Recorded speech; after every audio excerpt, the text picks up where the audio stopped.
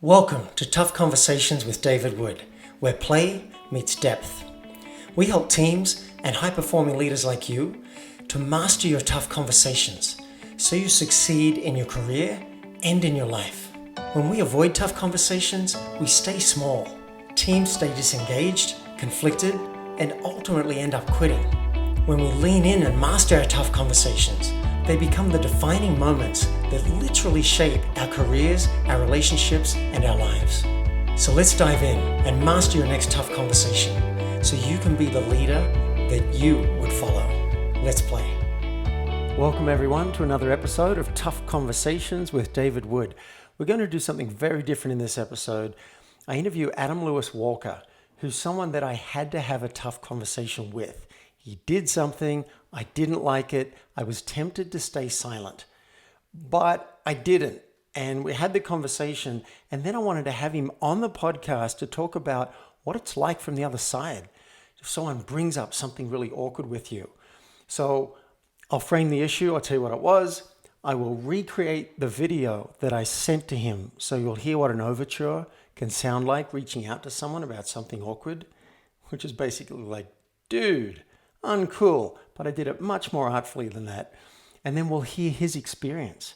What was it like to have someone call him out on something? Now, I did mess up the audio. Heads up, when I recorded it, I didn't have my mic plugged in, so it's a little bit echoey on my side. He still sounds pretty good.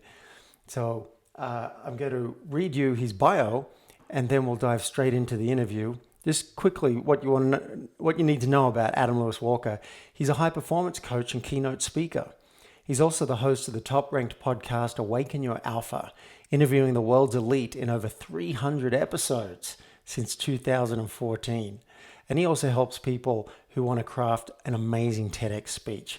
All right, let's dive into this interview and find out how a real-life tough conversation went and how it was from the other side. Welcome, Adam. Thanks, David. The topic is when you're tempted to stay silent.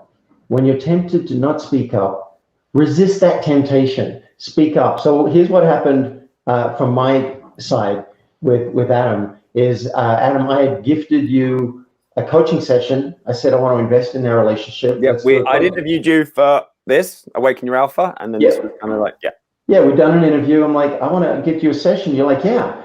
And then we'd set the session, and then when the session time came, I was there and you weren't there. And look, I've had that before. That happens. You know, there are no shows, and I never like it. I've had it in the last week. It happens a lot, but in sometimes. But maybe if people listen to your method, it will happen less. We should see. Maybe. So I didn't like that. I never like it when it happens, but it's not really that big a deal. Then the message I got from you was, hey, my bad. I made a mistake. It was Thanksgiving, and I spaced. I've adjusted it to the next week. And that's where, and at the moment, I couldn't tell you what happened. I just knew I didn't feel good. And I was contracted, and I was like scrunching up my face, and I knew I didn't want to do the coaching session. So the first thing I want to bring out for people is I didn't have clarity. And that's often what happens. Something happens, we just don't like it. And my temptation was to walk away and to not have the coaching session and just say, I'm busy. I'm not going to do it now. I resisted that temptation. I'm glad you did. Thank you. But before we dig further into that, because I really want to break it down and go slowly with it, before we get into that, let's talk about some other examples, because I don't want people to think that this interview is about when someone stands you up or someone's a no-show and someone's late. It is about that, but it's about so much more. I had someone send me an event link on Facebook Messenger with no context, haven't heard from her for 6 months. It felt like spam to me. Mm-hmm. And again, I had that temptation to just cut her off. I was just going to hit block. So easy on Facebook. I just hit block. So a woman last night was sharing that if she's at a party with friends and she's cuddling with a couple of people and someone else comes up and starts cuddling with them, like, oh, I'm going to join. She's like, how do I speak up and say, hey, I've chosen to cuddle with them. I haven't said yes to you. Would you ask first? Yeah. So I can say yes or no. So those are some examples that came to my mind. They don't have to be huge, like earth-shattering things for it to be a tough conversation. It can just be something that doesn't feel good to you, and you're tempted to stay silent. I wonder, Adam, if you can think if any other examples come to mind of things that might seem Yeah, small. actually, while I'm listening to you, loads did. But again, I don't want to repeat too many similar ones. But just in the last week, I had a similar thing where someone just sent me a link to something with no context as well. And it's the obvious thing, the innocent thing is you just like you say, you just sort of you don't look at it, you just leave it. But I like this guy, and I was like, I thought, no, I'm gonna just have that mini tough conversation and just like, what's this about? Like, what why I just asked the question, why are you sending it to me? Like, can you give me a bit of context? I don't understand, basically. And then he basically said, you're not the only person who's mentioned this, and I obviously wasn't thinking, or no apologies, and because I thought this got me intrigued, so I watched it, and honestly there was no real, I still didn't get why he sent it to me. I thought it was going to be really obvious.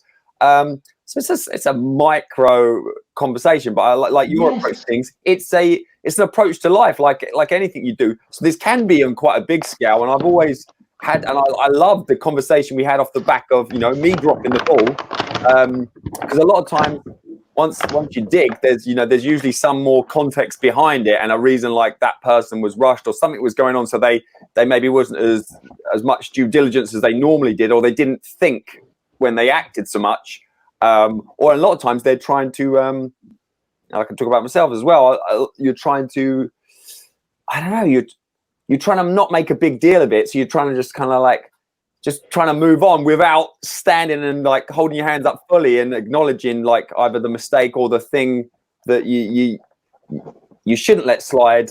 So yeah, I mean that happens all the time, and it's probably why I'm not employed in a classic job anymore, because there would be meetings at schools or colleges, and things would get raised up where a lot of people would say they might think that's not a big deal, or just keep your head down, don't rock the boat. And I would rock the boat, and after a while it depends on if it's well received or not. You're not just raising these things to be awkward. You're actually like, it may seem minor, but that's actually not a minor thing. That's going to cause repercussions down the line, and either like the work environment, culture, and then it leads on to bigger issues. Yeah, I love what you said about micro conversations. It's true. We know the big conversations, like, oh, I did something that could put me in jail, or I could confess something to my partner and they might leave me. I screwed up at work, I might get fired. So those are the huge conversations, but these micro conversations that seem trivial, and we say exactly what you said, I don't want to make a big deal out of it. So let's dive into this example. You were a no-show, and then I got that language that I felt triggered by, said, I've adjusted it to the next week. So the first thing I did, there are 4 steps to a tough conversation. Yeah. Shall I say my side of how that led up to that as well? I mean, just no, I don't think we need that yet. I want to give it from the point of view. From the point of view of someone bringing a conversation. So people are going to come into my world, and then after I recreate the video, I want to hear how it was for you to get that video. You have to try and remember, but it should all come back. Yeah. So and I have here your response. You wrote a really beautiful response. I was going to try and find that response. Yeah. So there are 4 steps to a tough conversation. First step is clarity. You got to work out why am I upset?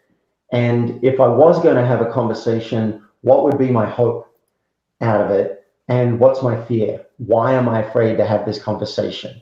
So clarity is really important. And I went through and it took me like half an hour to get some clarity. Then the next step, and this is what I attempted to do in the video, is you ask permission to have the conversation, and then you share the issue, assuming you get permission.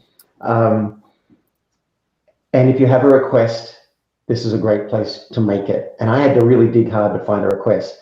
And then the 4th step is you listen.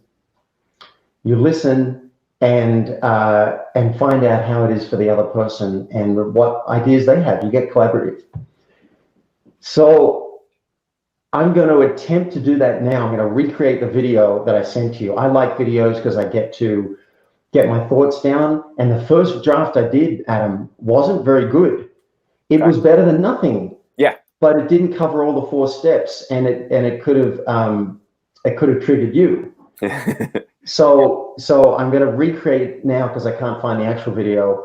All right, so just give me a minute and a half, and I'm going to go back in time, and this is what Adam heard over Loom video. Hey Adam, I want to have a conversation with you about the mix-up that happened when you didn't show for the call, and I wonder if you'd be willing to hear my side of it. If you're not, now's a good time to stop the video, and if you are, please continue watching. And I notice I'm tempted to not bring it up because I don't want to make a big thing of it, and I don't want you to think I'm high maintenance or I'm oversensitive, and I don't want you saying to people, that guy's just a jerk. So I'm tempted to not bring it up, but I've decided I do want to bring it up because I want to feel really good about giving you a coaching session, and I want to dive into your goals, and I want us to have a really great working relationship. So again, if you don't want to hear it, press pause or stop the video, and if you do, I'll keep going. So the issue is, now I'm assuming you're a yes, the issue is when you didn't show, I didn't feel good, but when you said you adjusted it to the next week, I started to feel like my time wasn't being respected. And, you know, to me, it wasn't an adjustment. It was a no-show, and that's half an hour I'm not going to get back. And I'd like you to ask me if I'm willing to reschedule, because I may not be, instead of assuming. So I had to dig deep to find out what my request would be, because I was just annoyed. I'm like, what could I ask Adam for that would have me feel better about this? And I came up with 3 things. 1, I'd like to hear that you respect my time. It's hard for me to ask that, but I'd like to hear that. 2, I'd like to know that you get the impact of not showing, that was half an hour that I could have used for something else. And 3, I'd like to hear that you're committed to showing up on time for the next call. And that's a lot to ask, I think, but that's what would have me feel good about it.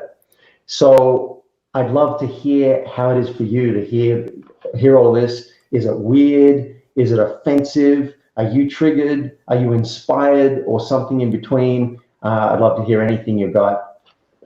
End message. Just in your own words, if you can remember, what was it like to get that message from the other side of a tough conversation?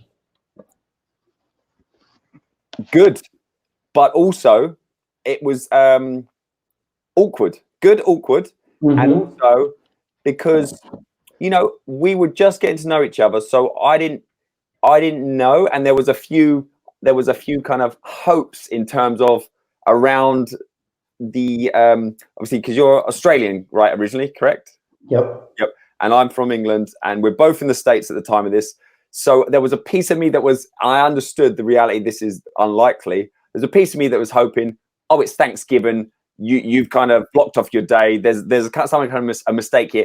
Realistically, I knew that was unlikely. Once I'd realized, oops, it's, and then I think I got the alert that the meeting's on. By the time I got to it and, as I said, adjusted it, it was in the meeting or during the meeting or literally past the meeting. So there was a small piece of me that's like, oh, you never know. Hopefully you're out having Thanksgiving. Yeah, maybe it's not a thing. Yeah. There was a small piece of me that was hoping maybe you're going to turn around and say, it's Thanksgiving. I assumed it was a mistake, but I know you're not originally from America. I'm not. So yeah. So number one, what is like, oh, you've called me out. Like this didn't slide or slip under the radar. So yeah, I mean, I got some of my to put me back in the mind. So it was number one. I was like, oh, so that did cause some, an issue, and I was hoping it didn't put you out. Clearly, it did. And then the second thing is, I'm so glad you mentioned it, because, like you say, the majority of people do not. They will just be like the reverse of what you said about, they would just be like, oh, this Adam, he's whatever. That's the end of that. And I would have been in the dark. Maybe you could have like rescheduled the next appointment or cancelled it, and said, oh, I got a few things on, I would have kind of been, okay, fair enough. And I would have been, it's that ignorance. I would have been just thinking, oh, things are okay. But you would have been like that little, my name for whatever would be always associated with that guy who didn't show up to our meeting. And so, yeah, no, I was really relieved because I know that stuff goes on. And there's probably lots floating around where, you know, the person's completely oblivious, and there's kind of that vibe attached to their relationship or name, or yeah. So I was really relieved, and then also like, whoa, you know, I don't want that is, you know, not how I'm thinking about this, and unfortunately, I think the reason it was on a Thanksgiving Day is because I think our original time we'd booked in was, it came round, and I really valued your time, and I hadn't prepared. Like, I was like, oh my goodness, there's lots going on. I don't think it's going to be very valuable either way. I want to make sure I'm ready. And so I just moved it to a further date, which happened to be Thanksgiving. And again, where I should have blocked out. So, yeah, it was. You bring up a really interesting point about, like, had I not brought it up, you would never have known. Nope. I could have just said I'm busy and not gotten around to rescheduling with you. I would have got that. I would have been like, I get it, you know. And we'd be distant. So that's the temptation. That's the core of this episode. That's tempted. The easy route. That's the, you know, the lazy route, basically. The lazy route. Yeah. You know, a friend of mine just posted a comment on one of my videos. There was some anger in the comment, and this person posted some things that could hurt the reputation of somebody, and I just tempted to just delete and just not interact, right? And I may do that, like that's still an option. Yeah. But if I do that, that's going to create distance forever between me and that person. So if I want to invest in the relationship, and I invite people around the world to do more investment in their relationships, don't just write them off. If I'm willing to invest, it's going to take a tough conversation, which could be awkward. And you could have a valid option, as you could have gone, oh, I'm not going to interact with this guy. I feel too awkward. I've just seen it. My initial reaction was to avoid, you know, a future conversation. Yeah. As a little, you know, but the whole point of like Awaken Your Alpha and your tough conversations, we were literally we'd had an interview about that. So, yeah, because again, you could have kind of just fobbed off we could have just dodged it from your end. And then also when you got this response, I could have said, yeah, I apologize. I get it. I dropped the ball. Don't worry about it. I don't want to waste your time. Let's leave it. And then it would have, you know, we kind of, even though we kind of acknowledged it, it's still not the best. It's still a little bit awkward. We're like, leave it. And then I may have seen you like a year later or whatever online, or even in person. And it still would have been a bit like, we should have had that conversation, and we dodged it. Yeah. So I love how you showed up. It was edgy for me to send that video. It might seem to people listening now that it was easy for me. No, it was hard. I'm like, this guy's going to think that I'm oversensitive and he's going to be upset with this. But you showed up really well. And I think I did tell you, I hope you say yes, because I want to do the call. I hope we do it. And you did feel embarrassed. You did feel awkward, but you said, this is so cool. Can I mention this video or include this video in our interview when you interviewed me? And I was like, wow, you know, so you encouraged me to have more of these conversations by how you showed up. And thank you for that. No worries. No, it was really interesting to see it in practice, and, you know, and also acknowledge that, you know, everyone makes mistakes, you know, everyone slips, and it's how you handle it, how you react. Because like you say, it was a potential for you to think I was an absolute douchebag, or in some ways now, again, depending on how I handled it, it's actually deepened our relationship and we've had more interactions for it. And, you know, it's a very interesting subject. That's right. That's the outcome that I'm going for generally. I'm hoping. Now, one outcome, even if I don't get that deeper connection with someone else, is I feel expressed. And so I feel better about myself that I spoke up and I gave the other person a chance to step into a space that I've created for them. That's one benefit. But as you've shown in this example, we can sometimes get an external benefit that the other person is impacted in a positive way, and then the relationship does deepen. So I love that. Anything else you want to say before we wrap up? this episode, and I will ask people, I will ask you how people can find out about you, but anything you want to say about this topic before we wrap it up? Yeah, just I do think the quality of your life is massively linked to the tough questions you ask yourself and others. And you obviously asked me some tough questions, and ask yourself them questions as well. And if you dodge them, you may be getting a minor short-term satisfaction of just, burying your head in the sand, as it were, maybe a slightly easier few minutes or even a day. But them micro decisions or dodging, they will add up. So I do think the quality of your life is linked to the quality of the questions you ask yourself and others, and usually the tougher the conversation. So long as you're not just going out of your way to be an a-hole and ask these tough questions, is going to link to the quality of your life. So yeah, that would just be my thoughts on that. And that's that's what I really liked, and that's why I really sort of was drawn to your invites to come on this and share different things. And again, you may have put that out, and another person will not be in that mindset, and they're not like it, and they'll push them away. But that's okay, because everyone's different. That's okay, and maybe that's the way it's supposed to go. And if you want the 4-step blueprint to a tough conversation, which includes the worksheet to help you get clarity before you have it, go to playforreal.life, and you can't miss it. 4-step blueprints are free downloaded. Adam, how can people find out more about you if they want to awaken their alpha or they want to create their TEDx show? How can they get in touch with you? Yeah, so just Adam Lewis Walker on Facebook and all social media. Awaken Your Alpha, Talk Accelerator, talkaccelerator.com as well. If any of you have got a potential, maybe idea worth sharing, and you want to have that tough, it won't be that tough a conversation as we've just had, but if you want to have an opportunity to bounce that idea off me, you can get your complimentary idea clarity call.